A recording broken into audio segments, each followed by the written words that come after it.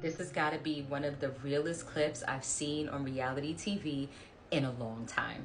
It was compassionate, it was honest, and it was just straight up raw. My name is Micaiah Dominguez. I am the newest host of MTV's Teen Mom Family Reunion Couples Edition. I'm also a therapist and relationship scientist.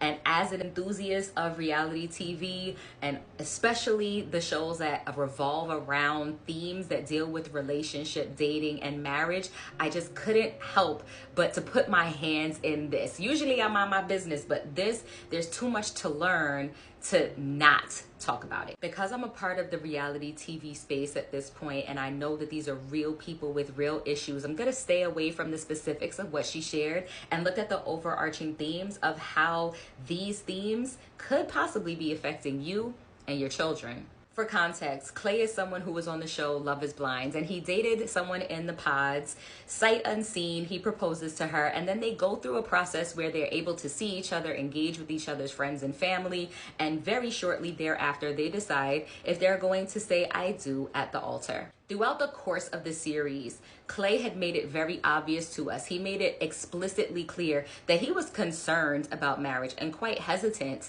to jump into the idea of going all in marriage in general, not just being married to AD, but in general, what does it mean to be married? Is there any value in being married anymore? What can I contribute to making a healthy marriage last a lifetime?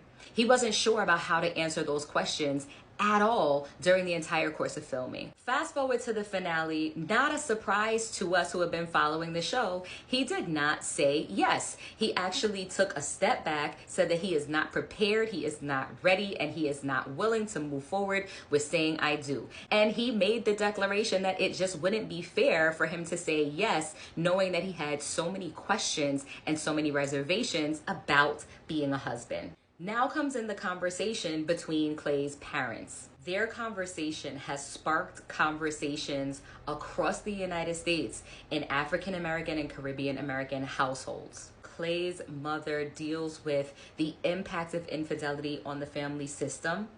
She talks about the shock of secrecy and shame when it comes to the breakdown of a marriage, and also the hardship that is involved in raising a son when their father mistreated you, betrayed you, and had you out here looking absolutely crazy. So I'm going to share 4 takeaways with you about the lessons that we can glean from this conversation. Lesson number 1, your children, they're watching you. Too many of us make the assumption that children are not intelligent enough. They're not aware enough. They're not observant enough to see, hear, and know and feel what is going on in their households.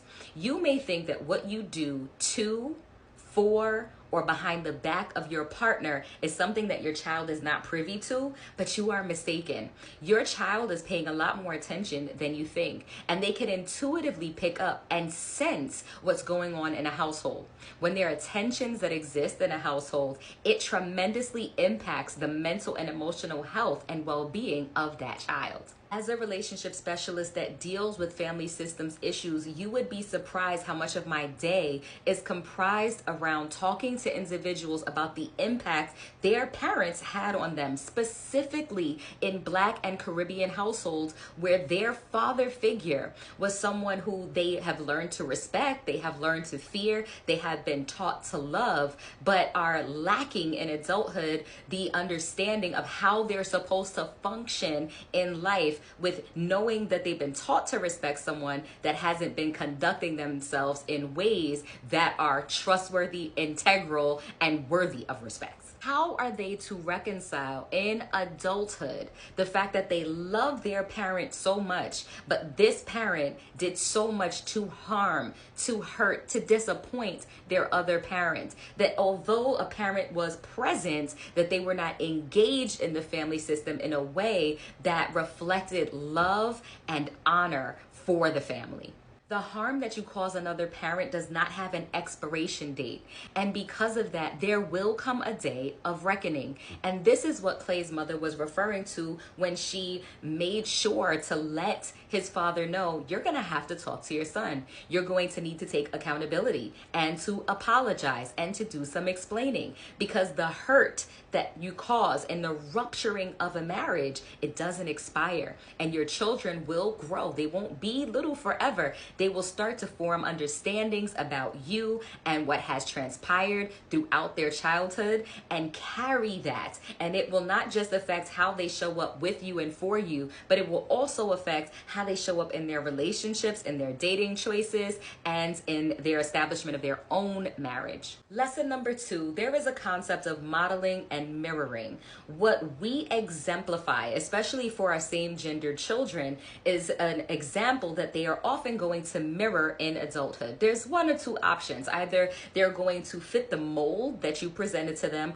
or go 180 degrees and try to be completely different, end up on the opposite side of the spectrum from the behaviors and the beliefs that you exemplified during their childhood. In either event, it is not healthy for them to exist on an end of a polarized spectrum. The double lifestyle, the lying, the secrecy, involving children in your extramarital affairs is wildly inappropriate, but also it is establishing a code of conduct. It is teaching them how to lie, teaching them how to keep secrets, teaching them how to betray.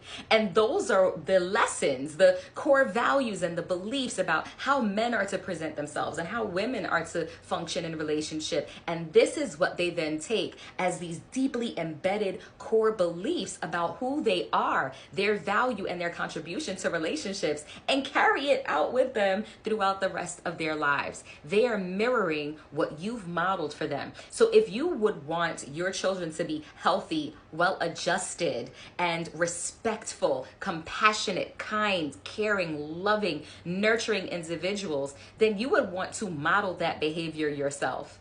You cannot expect a child to grow in the ways that you have not shown them. It's by our example that they are going to gather these beliefs, cultivate these beliefs. The seeds that we plant in them are what is essentially going to grow, and they are going to birth out the fruit of the seeds we plant in them through our example. Lesson 3, get honest and get honest fast. Again, the secrecy does not have an expiration date. Just because you've buried something doesn't mean it has died and no longer has an impact.